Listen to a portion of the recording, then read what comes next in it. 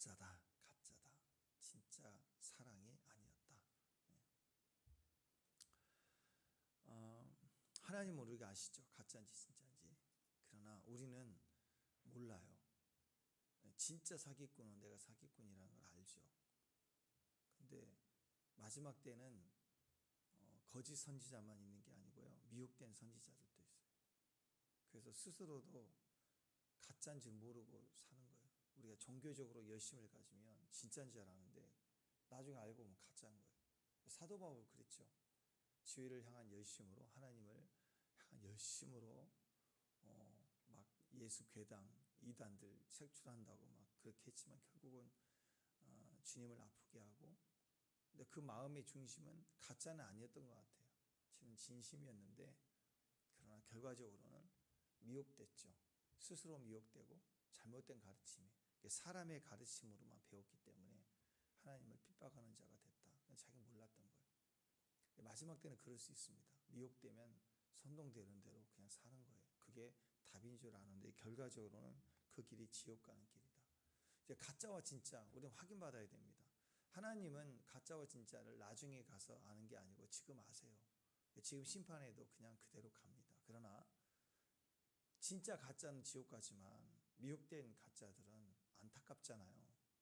사도 바울을 구원해내는 것처럼 이들에게도 기회를 줘서 다시 깨달아서 돌이키기 위해서 할 수 있는 방법은 자기 진짜 선지자를 보내서 또 얘기하고 또 얘기하고 또 얘기하는 거예요. 이게 첫 번째 방법이에요.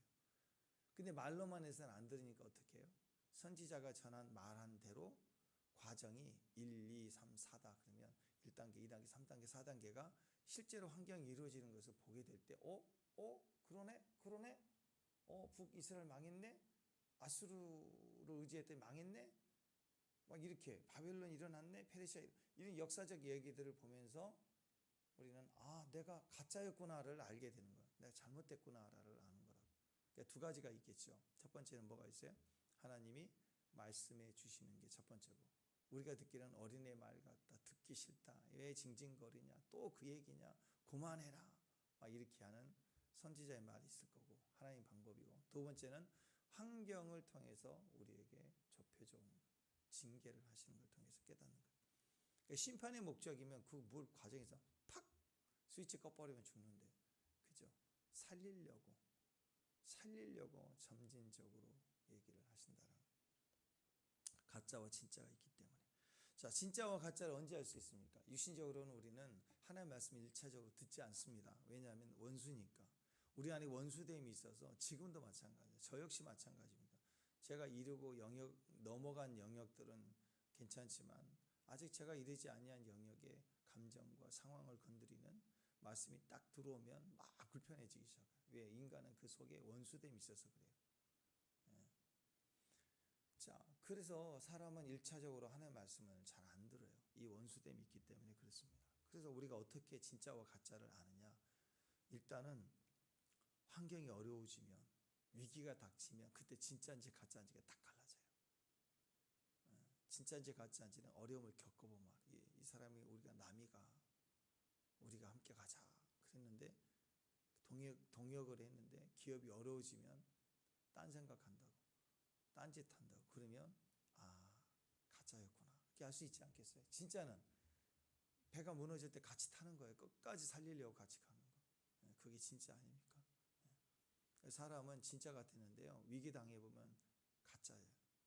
어떤 사람은 떠날 줄 알았는데 위기 당하니까 생각지도 않는데 끝까지 버텨요. 이게 진짜였던 거예요. 축복합니다.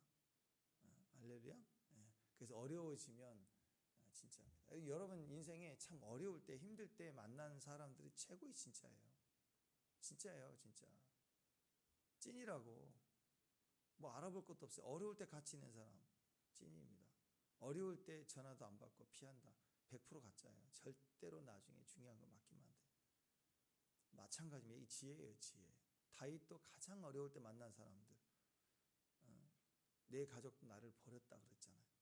그러는데 400명이 찾아오잖아요. 대부분이 불황자, 억울한 자, 막 원통한 자, 이 사울의 왕 시스템에 살 수 없는 자 막 든 사람 밀려왔잖아요. 맨날 싸우고 그래도 문제만 일으켰지만 그리고 거기서 위대한 장군들, 장수들 다 나왔잖아요, 나중에. 그러니까 여러분, 그때 만난 사람이 진짜예요, 진짜. 자, 사람은 연약하기 때문에 잘 몰라요. 나도 내 스스로가 속고 있고 잘 알지 못했어요. 그러나 어려움을 당할 때 보면 이게 진짜구나 가짜구나 이렇게 알 수 있습니다. 진짜 믿음은 여기서 결정이 납니다. 또 한 가지는 있어요. 그러니까 두려움을 주고 그 다음에 이익을 주고 욕심을 취하고, 이익을 주면 확 물어요. 또는 두려움을 줘서 너 안 하면 죽어. 그러면 또 하게 되고, 이렇게 세상과 이미지와 협박의 방법은, 세상의 자극은 두려움을 주거나 또 이익, 욕심을 던져주는 거예요. 여기를 무느냐 물지 않느냐에 따라서 우리가 진짜 가짜가 갈라지게 됩니다. 근데 또 하나는요,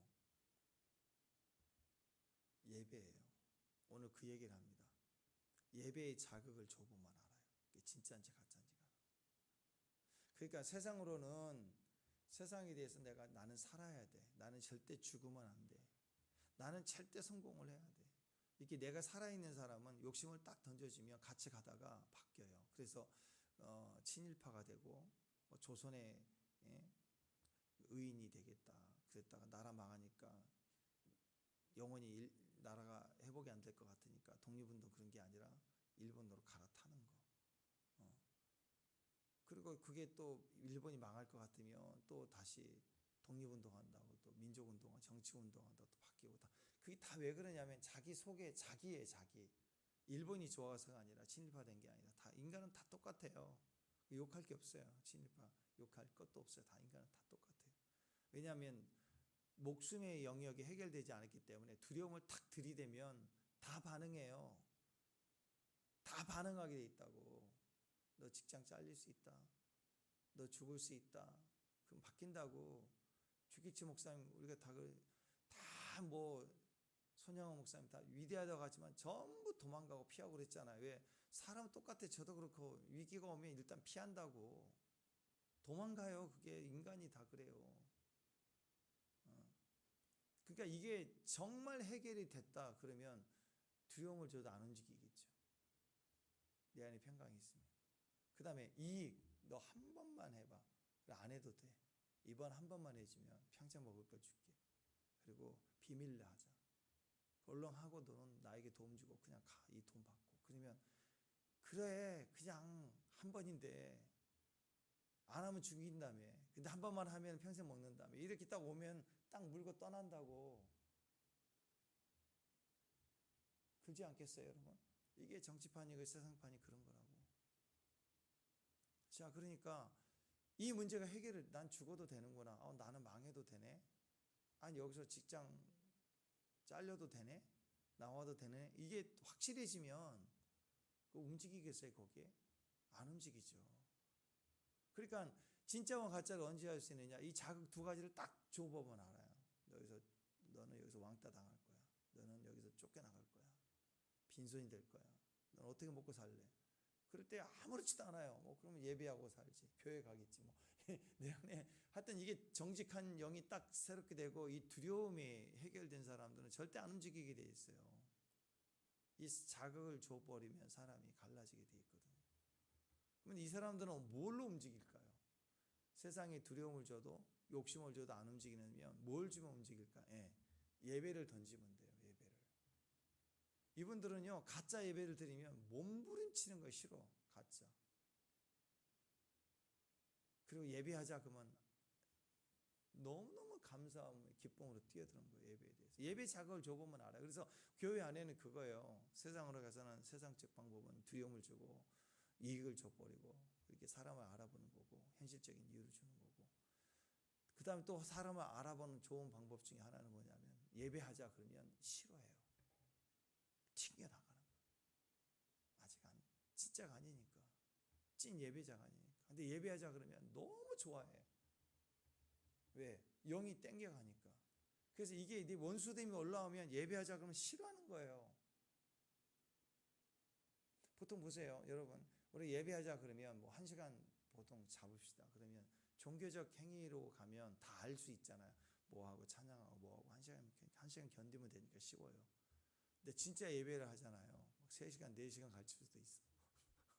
막 영으로 부르고 찬양하고 막 방언하고 막 임재 안에 절로 그러면요 막 못 견디는 거야. 그걸 언제 끝나야 되니 막 이런 거 막 힘든 거야. 왜? 그것은 정확한 성적표예요. 네. 아이들도 그렇잖아요. 게임할 때 30분 만에 엄청 힘들어하거든요. 왜? 하다 보면 30분이 되냐고. 엄마 1분만 더 할게. 1분만 더 하냐고. 그냥 1시간, 2시간 계속. 그게 찐 아니에요? 즐거움이라는 건 진짜여야 되잖아요. 가짜는 그렇게 정할 수 있지만 똑같습니다. 세상의 즐거움도 마찬가지고 하나님의 즐거움도 그렇다라는. 예배가 그렇다는 거죠, 지금. 그러니까 두 가지의 싸움이에요. 두려움이나 욕망에 대한 싸움이냐, 이게 힘이냐, 이 힘으로 살래, 아니면 예배의 즐거움으로 살래. 이게 서로가 원수됨이 되고 우리 가운데 진짜가 가짜를 확인해주는 길이 된다는 거예요. 1절, 2절 보면 아리엘 이렇게 나오잖아요. 1절, 2절 아리엘. 아리엘이라는 문자적인 뜻은요, 라이언 오브 갓, 하나님의 사자. 하나님의 사자예요. 사자, 라이언이죠. 무서운 사자. 근데 하나님의 사자예요. 그럼 어떤 의미죠? 엄청 맹수, 강함, 용맹, 담대함, 뭐 그런 거 아니에요, 그죠? 예. 그래 별명이 아리엘이라고. 지금 이 이스라엘이. 예.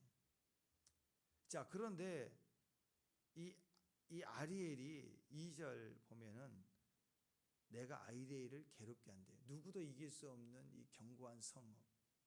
이걸 하나님이 치신대요.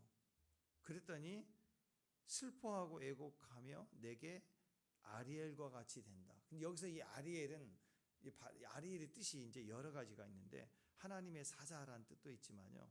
아리엘의 뜻 가운데 또 뭐가 있냐면 그 번제단의 바닥.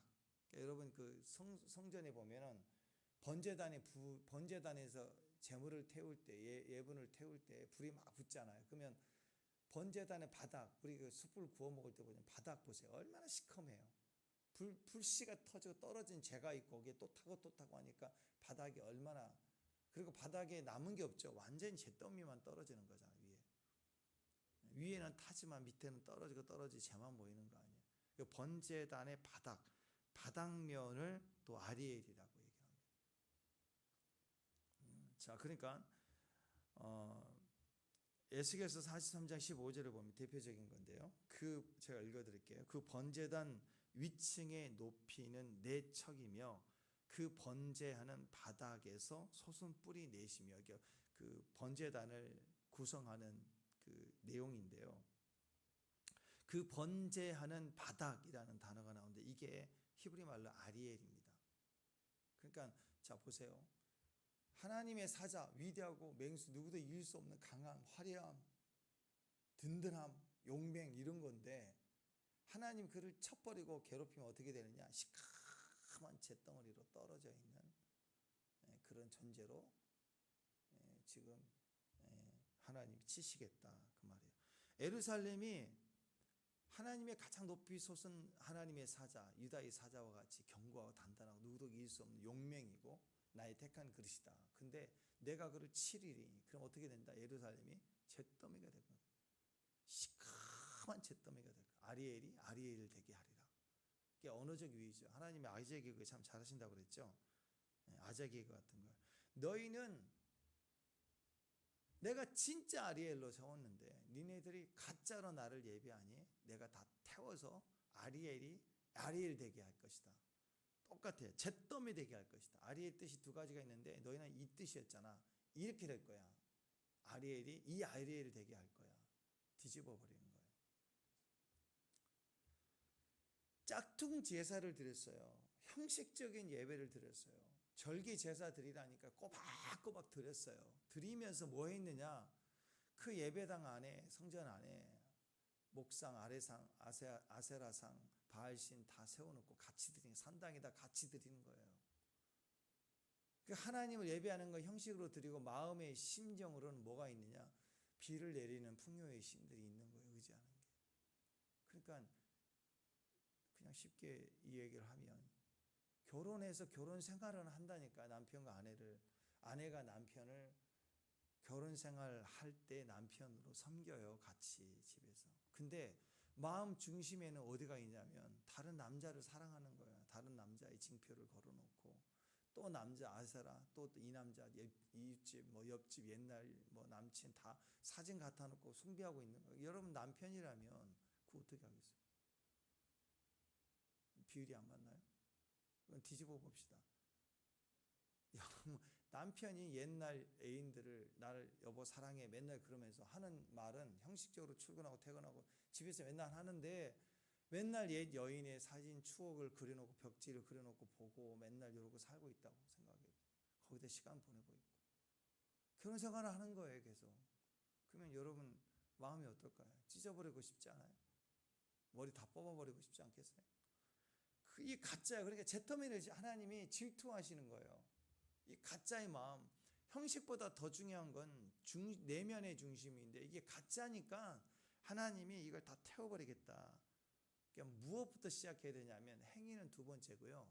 이 물건 이런 건 두 번째고 마음이 진짜잖아요. 마음.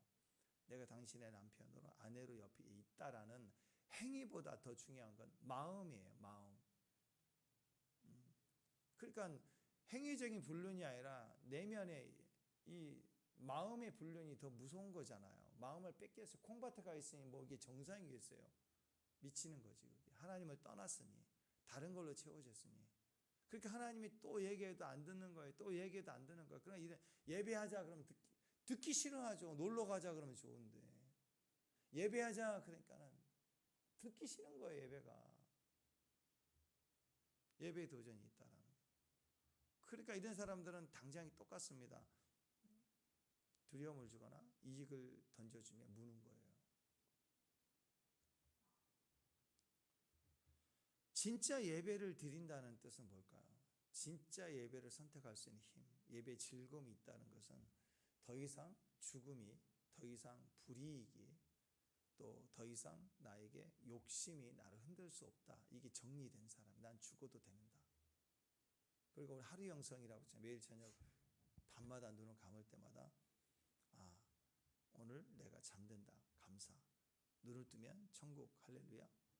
껌껌한 방이면 새벽 예배. 이렇게 하루를 시작하는 패턴이 있는 것처럼 그러니까 하루하루 어떻게 살아야 돼? 저녁 때 눈 감기 전에 다 용서하고 천국 갈 것처럼 다 풀어주고 오늘 하루 사는 동안에 미루지 말고 살아가면 사랑한다고 하고 또 좋은 것도 좀 드시고 먹고 미루지 말고 내일 먹어야지 그러지 마세요. 미루지 마세요. 청소도 지금 하는 거고 만날 사람도 지금 만나고 그때 감사. 어떻게 될지 모르니까 하루하루 감사히 보내는 거라. 천국 갈 준비를 하고 사는 거다. 자, 그러니까 정리합시다. 우리가 하나님의 뜻을 따라 사는 삶을 살아가는데 제일 첫 번째 중요한 게 예배 점검하라는 거예요. 내 예배가 진짜인가? 예배에 대한 나의 마음은 어떤가? 아직도 예배가 막 불편하고 싫고 두렵고 막 그럴까? 아니면 예배하라. 그러면 막 즐거움이 나가는가? 내 예배가 영과 진리로 드리는가? 하나님 임재가 있는가? 하나님 앞에 마음을 열고 예수님을 향해서 동행하는 즐거움이 내 예배가 있는가? 내 예배는 살아있는가? 아니면 형식으로 죽어지는가? 쉽게 얘기해서 예배를 멈출 수 있으면 딱 멈춰지는가? 한 예배 한번 시작하면 계속 막 즐거움 따라 진행하는가? 게임보다 못하는가? 이걸 보는 거라고. 중심의 문제라는 것입니다. 사람들은 이 중심이 하나님이 없기 때문에 자기로 가득 차 있기 때문에 두려움이 반응하고 그 다음에 욕심에 반응합니다. 그러니까 하나님의 예배에 대해서 대충 할 수밖에 없는 거예요. 그러니까 사람이 살아가는 거에 딱 그래요. 자 보세요 여러분. 남이 먹는 거 먹어야 되고 남이 한동안 그랬잖아요. 애들 제2의 교복이라고 로스페이스 맨날 중학교 입학하면 그거 사줘야 돼. 그 옛날 중에 절대적이었잖아요. 그때는 보니까 뒤에서 학교에서 겨울에 패딩 입고 수업 듣는 거 애들 사진 찍고 보니까 전부 똑같아. 등짝이 다 똑같은 브랜드로 다 있는 거야. 똑같은 옷을 남들 입으면 입어야 되고. 그래서 아이들이 정말 로스페이스가 따뜻해서 좋은 줄 알았더니 아닌 거예요. 그 당시에요. 딱 고등학교 졸업하고 이 대학교 들어가잖아요. 그러면 졸업하면서 패딩 엄청 중고로 팔아요. 입기 싫은 거예요. 애들도. 거기 갇혀서 입은 거지. 중고로 엄청 팔아요. 또 애들 알바해서 또 그걸 사서 입고. 한동안 그랬었다. 그러니까 사람은 정말 그 옷이 좋아서가 아니라 남 따라가는 거예요. 안 입으면 눈치 보는 거고, 그걸 입어야 꿀리지 않고, 남이 뭐 먹으면 나도 먹고, 롱코트라면 롱코트, 쇼코트라면 쇼코트로 바뀌고, 다 유행 따라 흰색이다면 하얗게 바뀌고, 검은색이면 검은색 바뀌고, 아이폰이란 게 전부 아이폰 쓰다가 여기 또 갤럭시로 바뀐 다음에 또 바뀐다니까 또 바뀌고, 막 계속 바뀌는 거. 이게 뭘까요? 두려움이에요. 그 다음에 이익이에요, 그게. 근데 자유하는 아이들은요, 관심 없어. 목표가 분명한 아이들은 여기에 관심 없어요.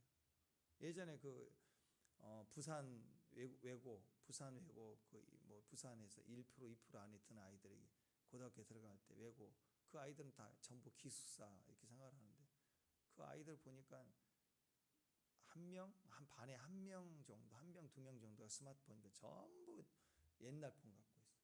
왜? 시간 뺏기기 싫다는. 나도 내가 뺏기면 뺏기니까. 그리고 대학 가면 되는데.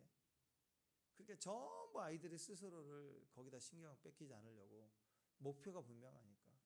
고등학교 2학년 되니까 벌써 미국으로 뭐 유학하고 막 그러더라고. 조기 졸업하고. 그런 걸 보면 아이들이, 이 또래 아이들도요, 명확하게 자기 목표와 방향을 알면 유행 따라 살지 않아요. 욕심에 반응하지 않고. 마찬가지입니다. 인생의 영혼의 깊은 곳에 결국 내가 선택한다는, 내가 예배에 확인을 받지 못하는 영이다 그러면 우리는 미혹되어 있는 거. 미혹되어 있다는 건 절대로 사람을 따라가는 예배, 교회를 따라가는, 교회가 맨날 세상에 미안합니다 그리고 세상 따라가는 예배를 드린다고. 세상과 상관없는 교회의 정체성은 예배예요. 세상 두 쪽 나도 예배를 드려야 됩니다. 예배 안에 우리가 서야 됩니다. 자, 그러면 세상 속에 있는 예배는 어떤 걸까요? 자, 우리의 태도로 봅시다. 예배에 대한 태도. 하나님이 두려운 게 아니에요. 예배를 드린다고 하면 제일 먼저 하나님을 경외해야 되잖아요. 하나님 경외하는 마음이 있어야 예배, 찬양의 기도가, 말씀 듣고 나눔이 우리에게 그대로 영향력이 되는 거예요. 근데 하나님을 경외하는 마음이 없어요. 그러니까 예배를 내가 얼마든지 조절할 수 있는 거, 1시간 합시다, 6시간 합시다. 내가 조절하면 조절할 수 있다 그러면 그건 잘못된 거라고. 주권이 하나님께 있다면 우리는 그렇게 할 수가 없어요. 두 사람이 만나 사랑하고 데이트하고 그러는데 시간을 오늘 1시간만 하자, 1시간 딱 끝나고 이제 헤어질 시간, 그럼 뭐 KBS 방송국이지 뭐, 방송하는 거지 뭐. 그게 사랑이겠어. 사랑 그렇게 될 수가 없습니다. 예배도 그렇다라는 거. 그러면 오늘날 예배를 봅시다. 예배가 조절이 안 돼야 돼요. 그 말은 하나님의 말씀을 듣는다 그럴 때, 하나님의 말씀을 듣는데 경외하면 듣게 돼 있습니다. 들려져 와야 되고, 듣기 싫은 소리도 들어야 돼요. 예배에 도전이 있는 것처럼 하나님의 말씀에 도전이 올 때 듣기 싫은 소리를 들을 수 있어야 그게 경외함이라고.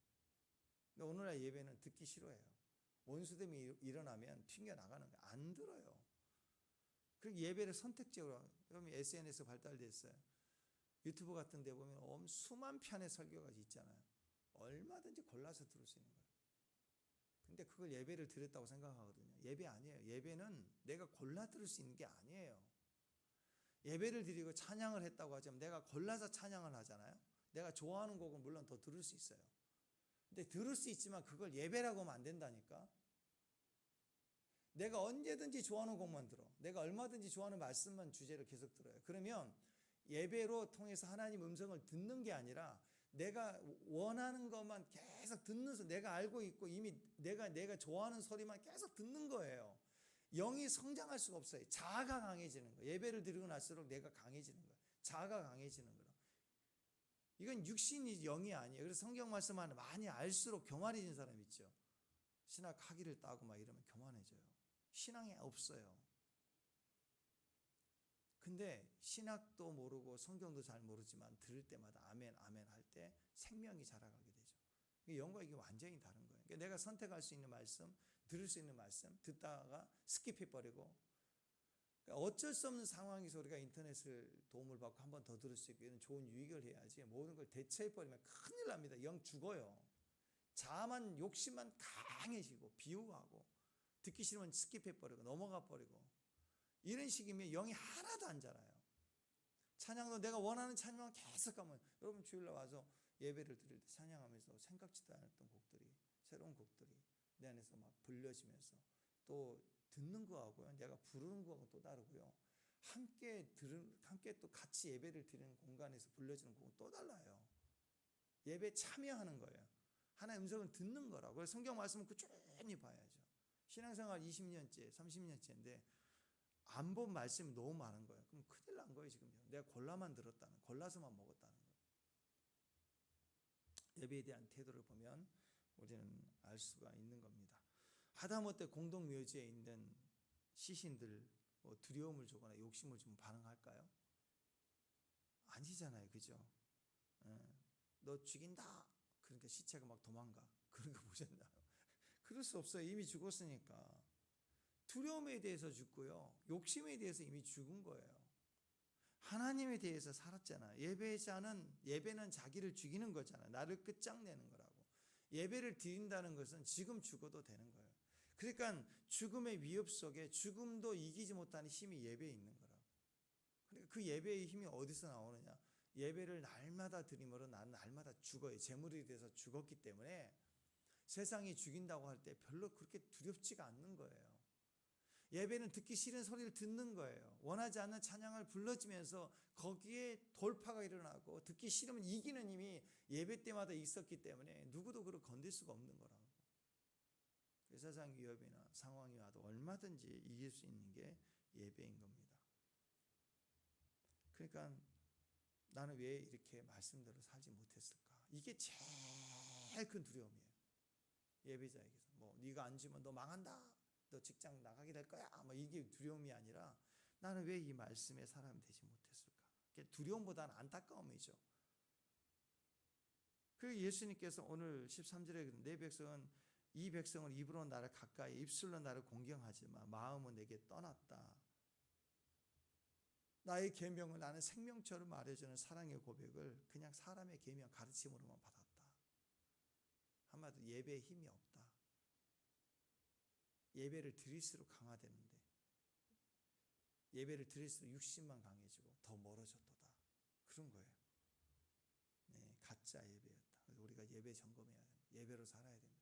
내 안에 진짜 예배가 회복이 되면 예배의 제물이 나예요.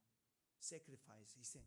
예수님 자신을 sacrifice, 희생물로 드렸기 때문에 희생물이 예배거든요. 그렇기 때문에 위대한 영광이 예배 속에 산 제사로 드렸기 때문에 능력이 나타나는 거예요.